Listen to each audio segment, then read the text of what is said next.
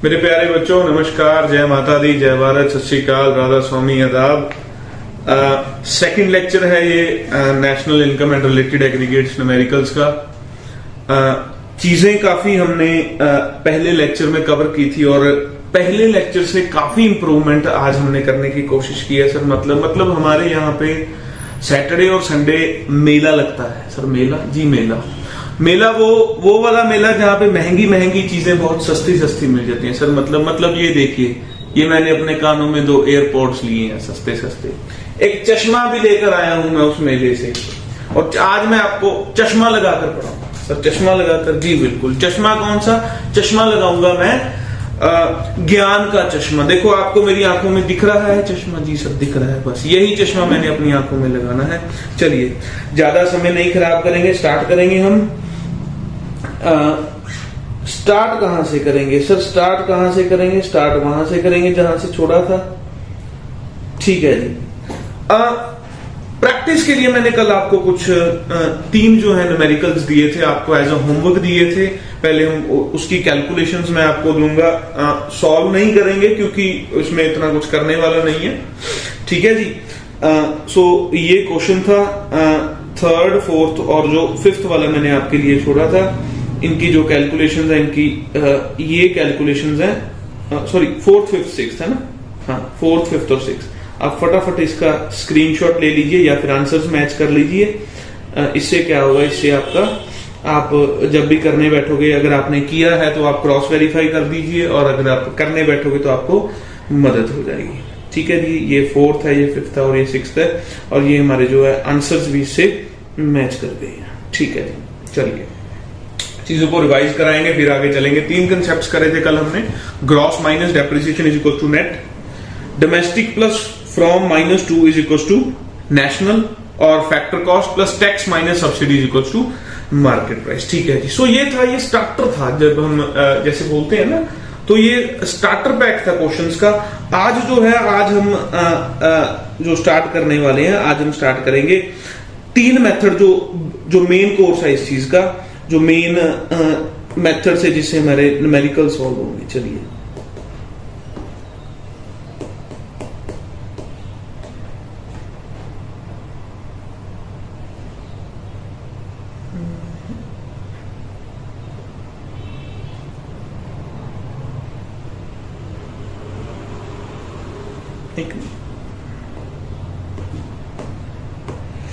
ये तो जादू हो गया। चलिए, नया बोर्ड लगाएंगे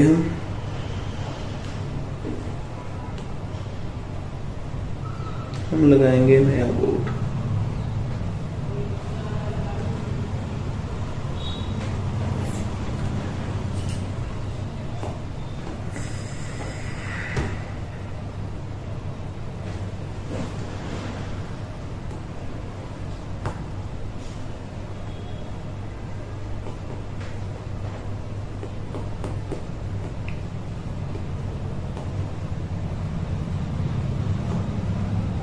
ठीक है जी। चलिए, सो ये जो था हमारा कल डन हो गया था। ठीक है जी। आज हम स्टार्ट करेंगे पेज नंबर 2, यानी कि methods of calculating national income. ठीक है जी। तो चलिए, इसे ध्यान से देखिए।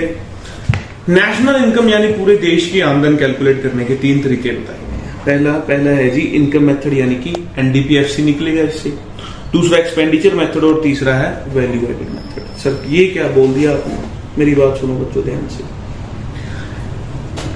पहला मेथड करेंगे हम इनकम मेथड। देखिए, अगर मैं आपको बोलूं कि आपके घर में जो जितने भी बंदे हैं, उनकी इनकम कैलकुलेट करनी है, हमने कैसे कैलकुलेट करेंगे? पहला तरीका अगर मैं बोलूं, क्या ऐसे कर सकते हैं कि जितने भी सॉरी, मैं दोबारा बात को दोहराऊंगा। आपके घर में आपकी घर की एनुअल इनकम कैलकुलेट करनी है, उसका पहला तरीका क्या हो सकता है? सर, पहला तरीका ये, घर में जितने भी बंदे हैं उनकी इनकम को जोड़िए, पूरी घर की इनकम आ गई। वैसे ही जो है, अगर हमने देश की आमदन कैलकुलेट करनी है, देश की नेशनल इनकम कैलकुलेट करनी है, सबसे पहला तरीका क्या है? देश में जितने भी बंदे हैं उनकी इनकम को जोड़िए, देश की इनकम आ जाएगी। ठीक है सर। चलिए, उसी का नाम है जी इनकम मेथड। ठीक है जी। अब देखिए बड़े ध्यान से, देश में जितने भी बंदे हैं, मैंने क्या बोला, इनकम कैलकुलेट करनी है। देश में जितने भी बंदे हैं, हम सबकी इनकम को क्या करेंगे, सबकी इनकम को हम ऐड कर देंगे, और इसके साथ क्या होगा, इसके साथ देश की इनकम आ जाएगी। जी सर, बिल्कुल। देश में जितने भी बंदे हैं, जो सोर्सेज ऑफ इनकम है उनके, मतलब जहां से वो पैसा कमा रहे हैं, क्या हम उसे 3 पार्ट्स में क्लासिफाई कर सकते हैं? सर 3 पार्ट, कौन से 3 पार्ट? पहला पार्ट क्या मैं बोलूंगा, जो बंदे एम्प्लॉइज हैं, या वो वेजेस कमा रहे हैं, या वो सैलरीज कमा रहे हैं। जी सर।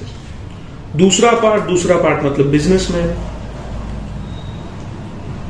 ठीक है जी। और तीसरा मैं कहूंगा जी सेल्फ एम्प्लॉयड। सर मतलब मैं आपको स्पष्ट सी बात बोलता हूं कि देश में जितने भी बंदे पैसे कमाते हैं, वो इन 3 तरीकों में से एक तरीके से पैसे कमाएंगे, चौथा कोई तरीका नहीं है। अगर है तो आप कमेंट्स में मुझे भी बताइए, मैं भी पढ़ूंगा, मैं भी आपके साथ सीखूंगा। क्या है? सर वो सोचिए, वो अगर उसने कुछ चीज रेंट पे दी हुई है, बेटा वो बिजनेस आ गया।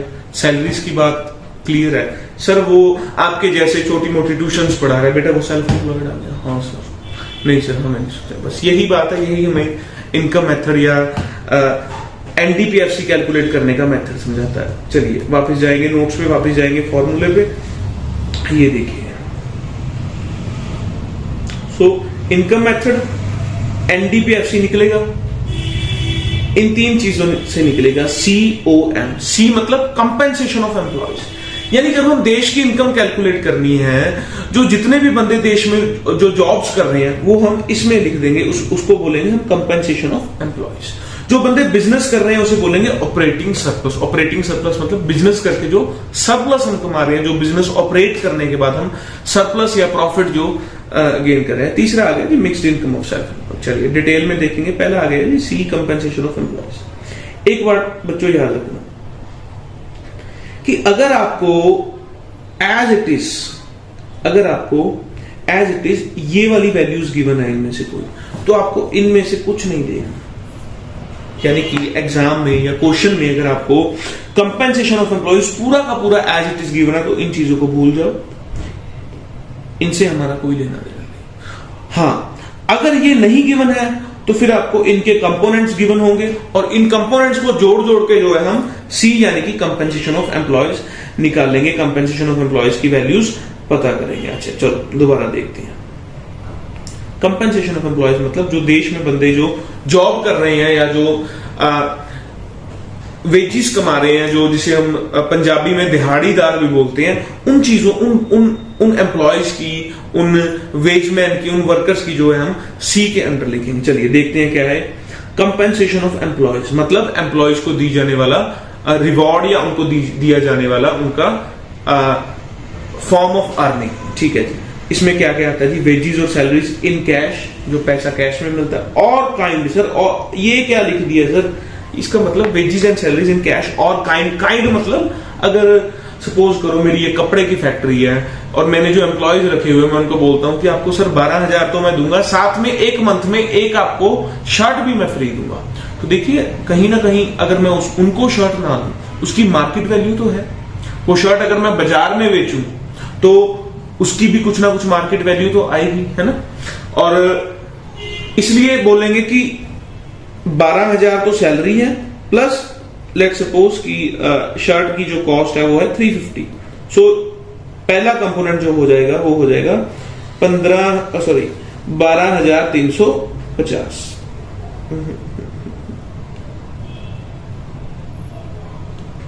12,350 मतलब कैश सैलरी भी जोड़ेंगे और फिर काइंड सैलरी भी जोड़ेंगे। ठीक है, चलिए सर आगे बेटा बहुत जरूरी चीज है, इसे मैं रेड करूंगा। रेड मतलब सर डेंजर। ये क्या लिखा है अर्जुन? हे अर्जुन, ये तुम्हें क्या दिख रहा है? सर ये लिखा है एम्प्लॉयर्स। मैंने लिखा है employers contribution to social security scheme. Sir social security scheme क्या होता है? सोशल सिक्योरिटी स्कीम मतलब कुछ एक्ट्स हैं, जैसे मैं कहूंगा प्रोविडेंट फंड एक्ट। उसमें क्या है, देखिए कुछ सर्टन एस्टैब्लिशमेंट होती हैं, जैसे मैं कहूंगा शेलर्स हैं, राइस मिलिंग शेलर्स हैं, या कुछ ऐसी फैक्ट्रीज हैं जहां पे एम्प्लॉयज को जब एम्प्लॉयज काम कर रहे होते हैं उनको अपनी हेल्थ का जो है या कहीं उनकी जान का खतरा होता है। इन चीजों में सरकार एक्ट्स के तहत एम्प्लॉयर्स यानी कि जो मालिक होते हैं उन फैक्ट्रीज के, उनको बोलती है कि आपको क्या करना है, आपको अपने एम्प्लॉयज का पीएफ वगैरह काटना है। पीएफ मतलब प्रोविडेंट फंड, बीएफ नहीं बोला बेटा, पीएफ प्रोविडेंट फंड, वो पीएफ आपको काटना है। अच्छा, पीएफ कटा के सरकार को जमा करवाना है। अगर किसी एम्प्लॉय को इमरजेंसी या कुछ एक्सीडेंट के कारण दिक्कत आ जाएगी तो वो एम्प्लॉय जो है उस पीएफ से आपका वो अपने हिस्से का पीएफ विड्रॉ करवा के अपना इलाज करवाएगा, या इंश्योरेंस बोल दीजिए या किसी भी फॉर्म में बोल दीजिए। ठीक है, होता क्या है, सपोज कीजिए इस एम्प्लॉय को मैं सैलरी दे रहा हूं जी 12,000 रुपए। कितनी सैलरी है जी? 12,000 रुपए। ठीक है, अब एम्प्लॉय को 12,000 सैलरी दे रहा हूं। इसके बाद मैं क्या करूंगा, इसके बाद उसका चलिए ये तो उसको मैंने दे दी कैश। ठीक है जी, उसके हिस्से का सपोज कीजिए 10% यानी कि 1200 ईपीएफ मैं सरकार को दे रहा हूं। ये आ गई हमारी गवर्नमेंट, ये आ गई एम्प्लॉय,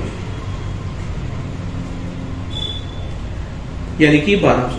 अब बताइए एम्प्लॉयर यानी मालिक की जेब से कितने जा रहे हैं? सर मालिक की जेब से जा रहे हैं 12,000 एम्प्लॉय को और 1200 जो है सरकार को, यानी टोटल हो गया जी 13,200। तो पहली बात तो सैलरी भी साथ में लिखनी है और उसके यानी इसमें सैलरी भी हमने ऐड, सैलरी तो सर पहले ही ऐड कर दी 12,000। इसके अलावा अगर एम्प्लॉयर कोई कंट्रीब्यूशन दे रहा है, social security scheme, pension scheme, retirement scheme, gratuity scheme, किसी भी नाम की स्कीम हो, एम्प्लॉयर दे रहा है एम्प्लॉय के बिहाफ पे, तो वो हम जो है सी में ऐड करेंगे। याद रखना है बेटा, एम्प्लॉयर दे रहा है, एम्प्लॉय नहीं दे रहा, एम्प्लॉयर दे रहा है, तभी मैंने इसको रेड मार्क किया है। पेपर में एम्प्लॉयज कंट्रीब्यूशन भी गिवन होगा, वो कभी नहीं लेनी। सर वो क्यों नहीं लेनी? वो बेटा इस 12,000 में पहले ही इंक्लूडेड होगी। यानी 12,000 में अगर मैं बोलूं तो 11,000 जो है एम्प्लॉय अपने घर को ले गया, उसने अपनी बीवी बच्चों को खुश किया, और 1,000 जो है उसने वापिस क्या किया, उसने 1,000 वापिस सरकार को दे दिया। अच्छा, तो अब मेरे को बताइए कि अगर 12,000 ये जो यहां पहले ही हमने ऐड कर दिया, ठीक है जी, अब क्या 1,000 रुपया दोबारा से ऐड करने का कोई मतलब है? नहीं। इसलिए एम्प्लॉय का कंट्रीब्यूशन नहीं लेंगे हम, हमेशा एम्प्लॉयर का ही कंट्रीब्यूशन लेंगे। ये जो 12,000 है ये टोटल है, इसमें 1,000 पहले इंक्लूडेड है, इसलिए हम ये नहीं लेंगे। सॉरी, एम्प्लॉय का ये जो, हमें क्या मतलब वो जो मर्जी करे, है ना। एक बार एम्प्लॉय ने 12,000 दे दिया तो उसके घर पे जाके थोड़ी देखेंगे क्या किया उसने। वो चाहे 11,000 घर पे दे, चाहे 11,000 एम्प्लॉय को दे के 1,000 रुपए घर में वापस देते, हम इन चीजों को जो है, हम इन चीजों को नहीं देखेंगे।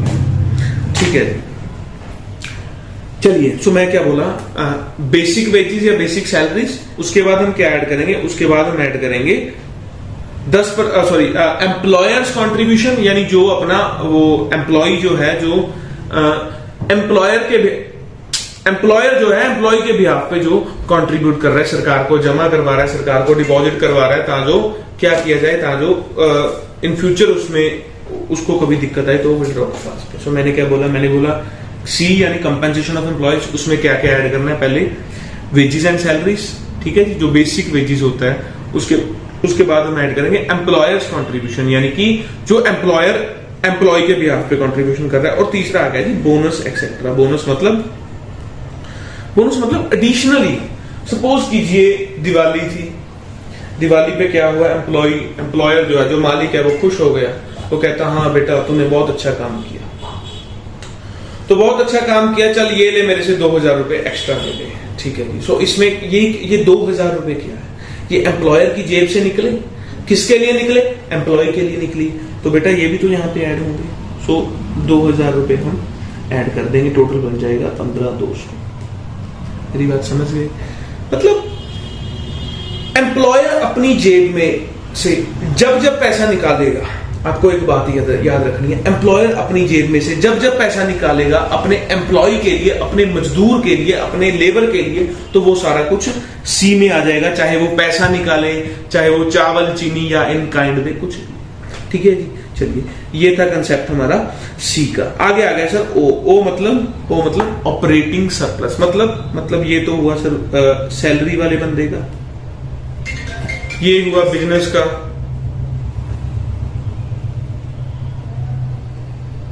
ये हो गया जी बिजनेसमैन का।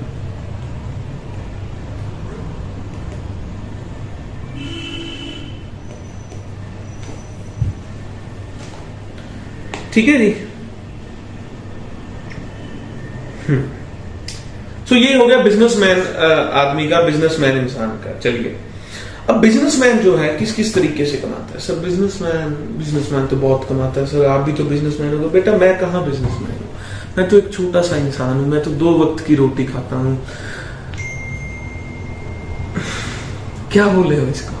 सभी खाते, आप 3 वक्त की खाते हो, मैं 2 वक्त की रोटी खाता हूं, 1 वक्त का बाहर से खाना खाता हूं, क्योंकि चलो भगवान से डर के, चलो छोड़िए, जज्बाती हो जाओगे, आप रोने लग जाओगे अगर मैंने अपनी दुख भरी कहानी आपको सुना दी। जैसे वो कौन सी एक्ट्रेस है, नेहा कक्कड़ जी रोने लग जाती हैं किसी की इमोशनल स्टोरी सुन के, वैसे आप फूट कर रोने लग जाओगे अगर मैं अपनी इमोशनल स्टोरी सुनाऊंगा। तो मेरा काम आपको रुलाना नहीं, मेरा काम आपको पढ़ाना है। चलिए वापस आते हैं।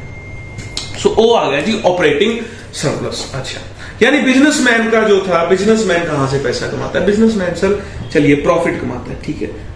क्या वो बिजनेसमैन अकेला प्रॉफिट कमाता है? क्या प्रॉफिट के अलावा कोई और बिजनेस नहीं हो सकता?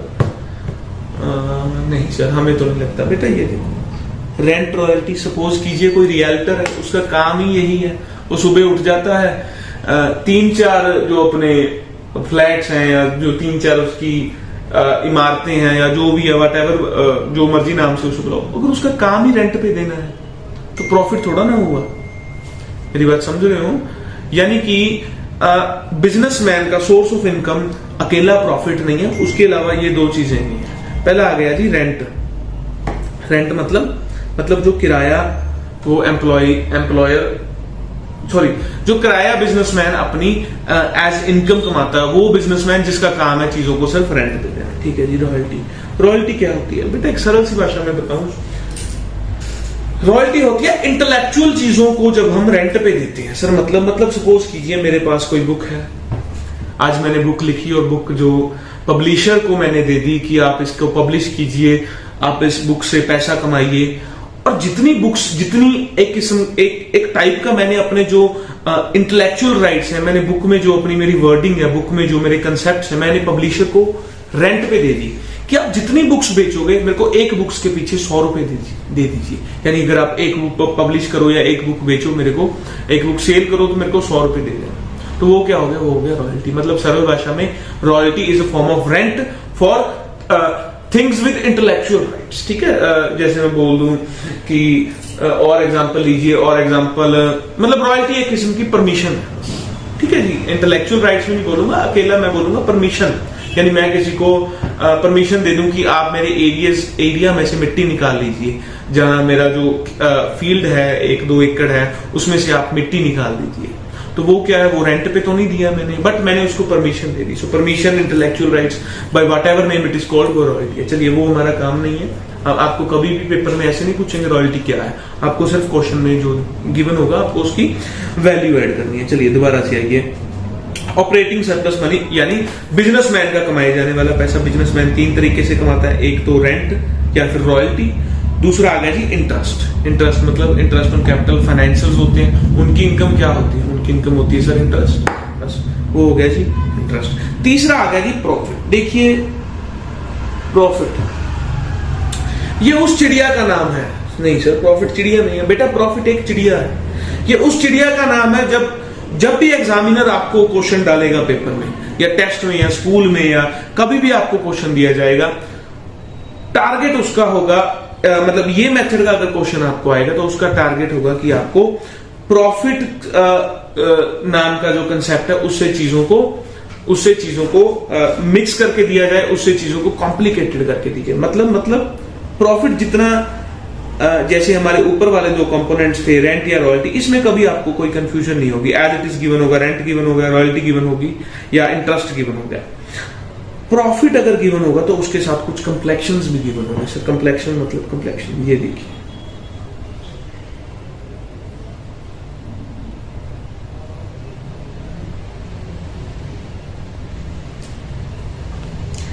देखिए आपने +1 की बिजनेस स्टडीज में पढ़ा होगा कि जो प्रॉफिट होता है, प्रॉफिट शेयर होल्डर्स को बांट दिया जाता है। बिल्कुल बिल्कुल सर, प्रॉफिट जो है वो शेयर होल्डर्स को बांट दिया जाता है, डिस्ट्रीब्यूट कर दिया जाता है in the form of dividend, equity share holders को। चलिए, क्या कंपनी सारा प्रॉफिट बांट देती है? नहीं, कभी भी ऐसा नहीं होता कोई कंपनी की सारा प्रॉफिट बांटे, कुछ ना कुछ वो अपने बिजनेस के लिए, अपने फ्यूचर के लिए रिटेन कर देती है। चलिए सपोज कीजिए मेरी कंपनी है, मेरी एक कंपनी है, कंपनी का क्या नाम है? कंपनी का नाम है पोटैटो लिमिटेड सर, मतलब आलू लिमिटेड। जी सर, ये कार्स बनाती है sir, potato limited cars, toy cars, बच्चों की छोटी छोटी कार्स जिसको बच्चे ऐसे ऐसे करके खेलते हैं। चलिए, सो पोटैटो लिमिटेड है, उसका काम है कार्स बनाना। उसने 1000 रुपए का प्रॉफिट कमाया, 1000 रुपए का प्रॉफिट कमाया। 1000 में से उसने क्या किया? 500 रुपए अपने शेयर होल्डर्स को डिस्ट्रीब्यूट कर दिए, यानी कि डिविडेंड दे दिया। और 500 जो था अपने पास उसने क्या किया? वो अपने पास उसने रिटेन कर लिया। ठीक है जी, 1000 रुपए प्रॉफिट, उसके दो पार्ट्स हो जाते हैं, डिस्ट्रीब्यूट करना और रिटेन करना, या इसको कॉर्पोरेट सेविंग भी बोलेंगे। चलिए, अब जो 500 रुपए का डिस्ट्रीब्यूट किया डिविडेंड, क्या वो शेयर होल्डर की इनकम है? मतलब जिन्होंने कंपनी में पैसा लगाया है, अगर उनको 500 रुपए वापस मिला तो उनकी इनकम है? जी सर, बिल्कुल इनकम है। सपोज कीजिए ये कंपनी है, ये डिविडेंड है, ये डिविडेंड, और ये शेयर होल्डर है, ये डिविडेंड जो शेयर होल्डर को मिल रहा है, डिविडेंड शेयर होल्डर को मिल रहा है, इसकी इनकम है सर, बिल्कुल। अच्छा, अगर इसकी इनकम है तो इस पे कोई टैक्स भी तो लगाना बनता है, क्योंकि इनकम टैक्स लगाएंगे। और डिविडेंड के केस में इनकम टैक्स को बोलते हैं corporate distribution tax, corporate dividend tax, by whatever name. ठीक है, चलिए। सो 500 रुपए डिविडेंड हुआ, उस 500 रुपए डिस्ट्रीब्यूट किया। देखो, इसके बारे में एक चीज मैं आपको बताना चाहूंगा।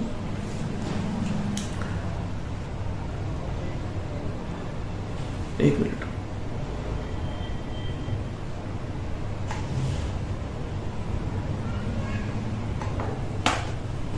चलिए,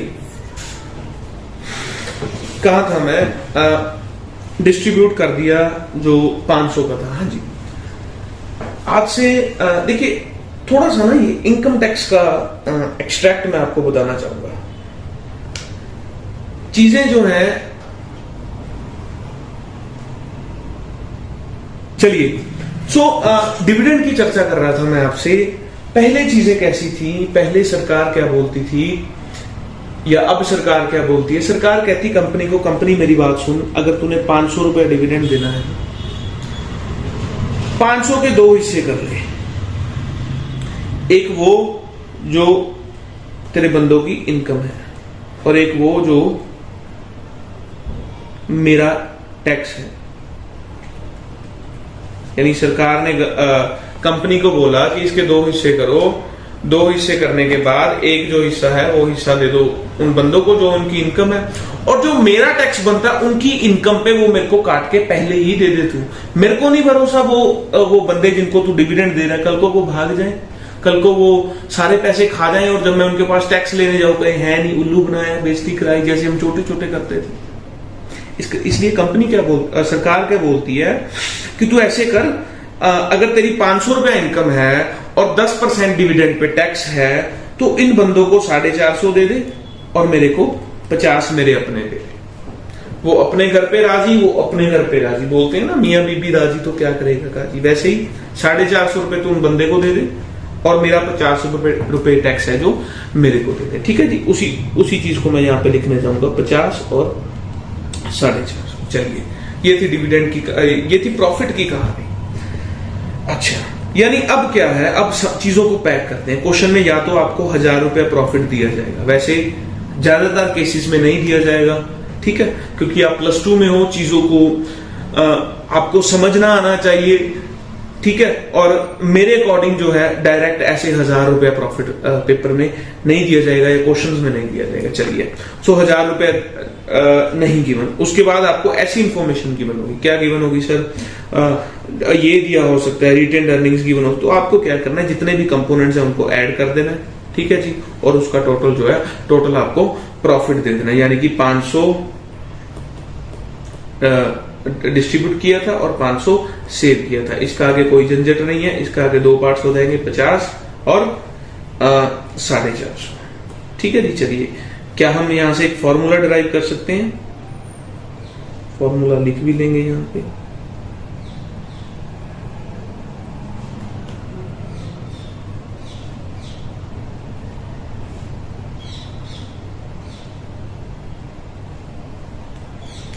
फॉर्मूला है जी प्रॉफिट के आगे components, corporation, saving, corporate tax,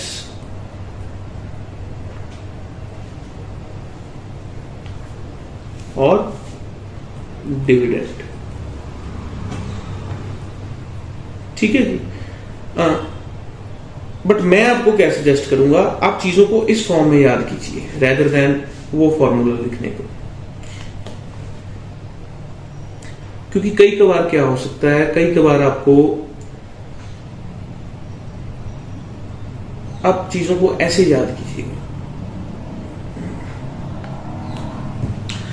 क्योंकि बेटा अगर आपको ये यहां पे ऐसे पेपर में क्या है, पेपर में ये चीज दी हुई और ये चीज भी दी हुई और ये भी दिया हुआ, तो कहीं ऐसा ना हो कि फॉर्मूला बनाते बनाते आप कुछ ना कुछ ये ट्रिप्लीकेट चीजों को एंटर करो। ठीक है जी। इसीलिए मैं आपको फ्लो चार्ट के माध्यम से विद प्रैक्टिकल चीजें, रियल लाइफ चीजें मैं आपको बोल रहा हूं कि यहां हम इसको सिर्फ समझने के लिए यूज किया है, इसको सिर्फ हम देखने के लिए यूज किया है। लिखेंगे जब प्रैक्टिस करेंगे, चीजों को प्रैक्टिस करेंगे हम उसी फ्लो चार्ट के साथ। ठीक है जी। चलिए, देखिए बार बार मैं एक ही बात आपको बोलता हूं, चीजों को इतना सिंपल कर दिया गया है आपके लिए, चीजों को इतना सिस्टमैटिक बनाया गया है कि आपको पढ़ने में या कहीं समझने में कुछ दिक्कत ना आए। आज आप मॉडर्नाइजेशन में बैठे हो, आपके पास फोन है, टीवी है, इंटरनेट है, 4G 5G है। 2 4 5 साल पहले जब हम पढ़ते थे, जब हमारा जमाना था, ऐसा कुछ भी नहीं था। एक बार जो टीचर ने स्कूल में पढ़ा दिया, ट्यूशंस भी हम ज्यादा प्रेफर जाना नहीं करते थे। एक बार जो टीचर ने पढ़ा दिया, अगले दिन जाके उसका टेस्ट लेता था। घर पे अपना ही दिमाग चलाते थे, रट्टे लगाते थे, हाथ पर लिखते थे, बाजू पर लिखते थे और सुबह जाके टेस्ट देते थे और फिर टेस्ट में से फेल होकर क्या करते थे, थप्पड़ खाते थे। और आज तो आप देखो, आज आप कोई रजाई में बैठा है, कोई चाय पी रहा है, आपके साथ पानी का गिलास पड़ा है, किसी की टेबल पे कुरकुरे हैं, किसी के लिए, आप तो बड़ी मौज से पढ़ रहे हो। ठीक है जी। इसी चीज को मैं बोलता हूं, चीजें बहुत सिंप्लीफाइड है आपके लिए, इसको अच्छे से पढ़िए, अच्छे से ध्यान दीजिए, अच्छे से मार्क्स दीजिए। चलिए, ओ की बात कर रहे थे हम, ऑपरेटिंग सरप्लस की। 3 चीजें आएंगी इसमें, पहला आएगा जी रेंट रॉयल्टी, दूसरा आएगा इंटरेस्ट, तीसरा आएगा प्रॉफिट की जो बाइफिकेशन है वो हमने कर ली। तीसरा आ गया जी एम। बेटा एम नाम की चीजें बहुत सिंपल होती है, जैसे सर जैसे सर जैसे बस मैं देखो कितना सिंपल हूं, है ना। ये मैंने कान में जो एयरपोर्ट्स लगाया, नकली एयरपोर्ट्स लगाया, वो भी मेले से लेके आया हूँ। चश्मा भी जो मेरी आंखों में आपको दिख रहा होगा, ये जो लगाया है चश्मा, ये भी मैं मेले से लेकर आया हूँ। मैंने कभी शर्म नहीं करी कि मैं सीए बन गया और मैं मेले में से चीजें ले रहा हूं, नहीं, कोई बात नहीं, सिंपल है। वैसे ही जो पेपर में एम यानी कि mixed income of self employed आएगा, वो बहुत सिंपल होगा, कभी उसमें कभी आपको कंफ्यूजन नहीं होगी। जैसे इसमें ओ में काफी दिक्कत थी, सी में दिक्कत थी, प्रॉफिट में दिक्कत थी, एम यानी कि mixed income of self employed के कंसेप्ट में कभी कोई दिक्कत नहीं होगी। पेपर में एज इट इज सीधा गिवन होगा, आपको उठा के बस ऐड कर देना है, आपको उठा के बस लिख देना है।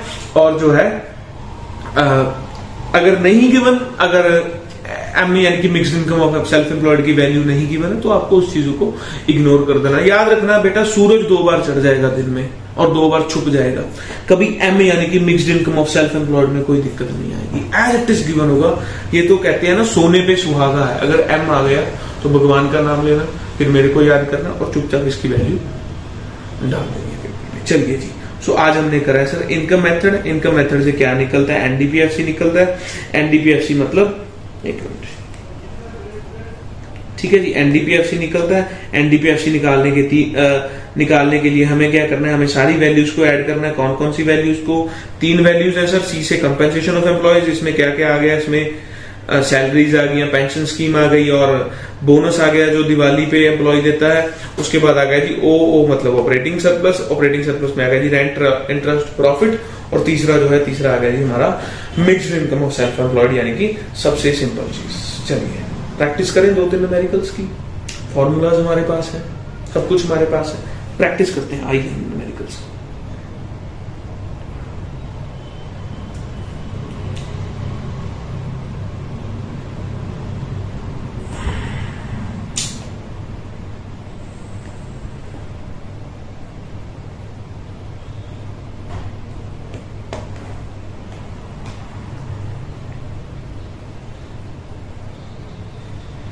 चलिए सो ये क्वेश्चंस ये हमारा हो गया था।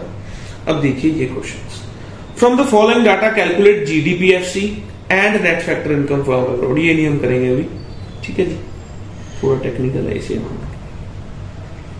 From the following data calculate GDPFC. चलिए सो डाटा हम देख रहे हैं। सी की वैल्यू गिवन है, ओ नहीं गिवन, ओ की जगह रेंट गिवन है, इंटरेस्ट गिवन है, प्रॉफिट गिवन है। ओ की जगह हमें रेंट, इंटरेस्ट और प्रॉफिट गिवन है। और एम यानी कि mixed income of self employed sir given है। तो देखा, मैं तो पहले ही बोल रहा था एम नाम के आदमी कभी आपको तंग नहीं करेंगे, एम नाम की चीजें कभी तंग नहीं करेंगे। और यहां देख लीजिए कुछ भी नहीं है, एम नाम का कुछ नहीं है, बस हमें छोड़ देना। चलिए बहुत सिंपल क्वेश्चन है ये। तो फॉर्मूला दोबारा से लिखेंगे, NDPFC is equals to C plus O plus M. C मतलब कंपेंसेशन ऑफ एम्प्लॉयज, कितना है जी 800। ओ मतलब ऑपरेटिंग सरप्लस, डायरेक्टली नहीं गिवन पर रेंट गिवन है, रेंट 150, इंटरेस्ट 100 और प्रॉफिट 200। 150, 100, 200 ये हो गया एम। एम को हम करेंगे इग्नोर। सो ये आ गया जी हमारा 800 प्लस 150 प्लस 1250।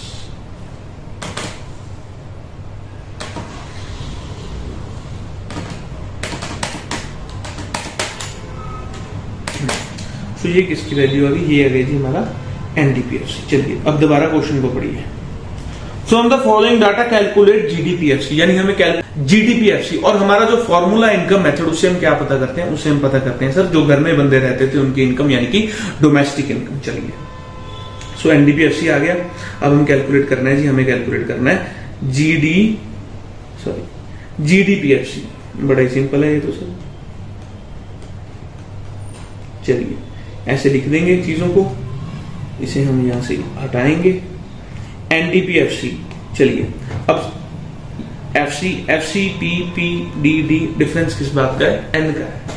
याद करिए एक फॉर्मूला मैंने आपको समझाया था कि क्या माइनस क्या इज इक्वल्स टू क्या, ग्रॉस माइनस डेप्ट इज इक्वल्स टू नेट, है ना। हाँ अच्छा, और net plus depreciation is equals to gross. मतलब देखिए अब इसको ये बनाना है, बाकी चीजें सेम है सर, सेम है।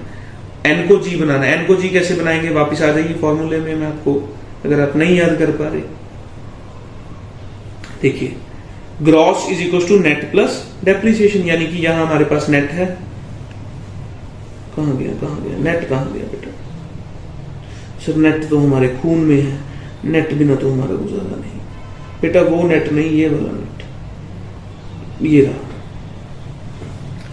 नेट है। नेट में हम क्या ऐड करेंगे, नेट में ऐड करेंगे सर डेप्रिसिएशन, और क्या बन जाएगा जी, यानी कि ये 3 जो अल्फाबेट्स थे ये सेम थे, इसका डिफरेंस था, इसमें हमने डेप ऐड किया और बन जाएगा। चलो नेट डेप्रिसिएशन कितनी है, डेप्रिसिएशन है हमारी 50, डेप्रिसिएशन है हमारी 50, डेप्रिसिएशन है हमारी 50, और ये हो गया जी 1300 यानी कि 1300। सो हमारा आंसर आ गया 1300। पहले अगर किसी को नहीं समझ आया या किसी ने सॉल्व नहीं किया, इसे स्क्रीनशॉट लीजिए, ठीक है जी। चलिए आंसर मैच करेंगे। सेकंड का है जी 1300 और ये हमारा क्वेश्चन था, बेहद सिंपल क्वेश्चन।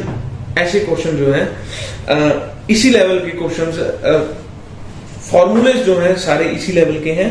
चीजों को कॉम्प्लेक्स कर दिया जाएगा, जैसे सपोज कीजिए जहाँ पे कंपेंसेशन की जगह आपको सैलरीज इन कैश दे देते, काइंड दे देते, पीएफ बता देते, 3-4 चीजें ऐसी दे देते, या प्रॉफिट में डिविडेंड वगैरह अलग से दे देते, तो आप जो है आपको लगना था कि ये चीजें काफी कॉम्प्लेक्स है। चलिए ओके, सो एक क्वेश्चन और ट्राई करेंगे हम, GDP at market price by income method, question number 3। अच्छा, ये बड़े बेसिक क्वेश्चन है, आपको अगर एडवांस लेवल के या पूरी जो है एक्सरसाइज पूरी चाहिए तो जो नंबर है आप मेरे को व्हाट्सएप कीजिए, उस पे हम आपको उस पूरी एक्सरसाइज की पीडीएफ कर देंगे, जिससे आप थोड़ा प्रैक्टिस कर पाओगे क्वेश्चंस की और चीजों के साथ जो है क्रिस्टल क्लियर हो जाएगी। चलिए तीसरा क्वेश्चन ट्राई करेंगे।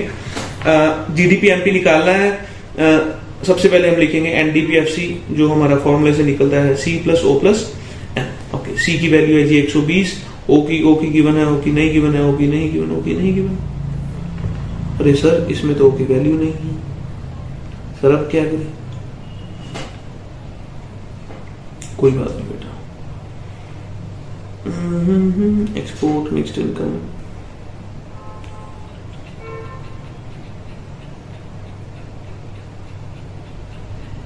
चलो कोई बात नहीं, ओ की वैल्यू नहीं गिवन, ओ को इग्नोर करेंगे हम।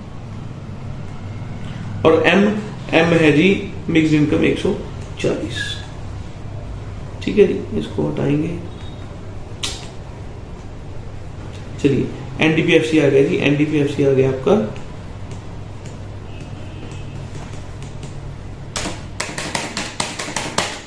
260। क्वेश्चन तो नहीं इनकम्प्लीट है यहीं पे, अरे बाप रे बाप, बाकी क्वेश्चन आगे पेज पे था। चलिए ओ की वैल्यू थी यहां पे 50, ओ की वैल्यू थी सॉरी 50, सो आ गया जी हमारा 310।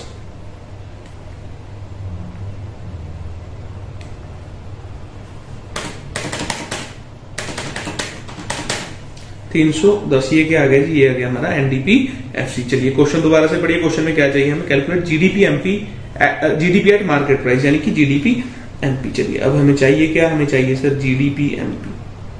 वापिस से वैसी लाइन लगाएंगे। देखिए पहले नेट में क्या ऐड करेंगे, जी बन जाए। नेट में क्या ऐड करेंगे? हाँ जी पाठक साहब, क्या ऐड करेंगे नेट में जी बनाने के लिए? डेप्रिसिएशन, बिल्कुल सही बात। चलिए सेकंड वाला जो डी है एज इट इज है, पी है एज इट इज है। एफसी को क्या करेंगे मार्केट प्राइस बनाने के लिए? एफसी में क्या ऐड करेंगे? एफसी में ऐड करेंगे सर टैक्स, लेस करेंगे सब्सिडी। चलिए वापिस आइए, एनडीपीएफसी की वैल्यू आ गई सर 310। ऐड करेंगे डेप्रिसिएशन। डेप्रिसिएशन का दूसरा नाम कंजप्शन ऑफ फिक्स्ड कैपिटल भी है बेटा।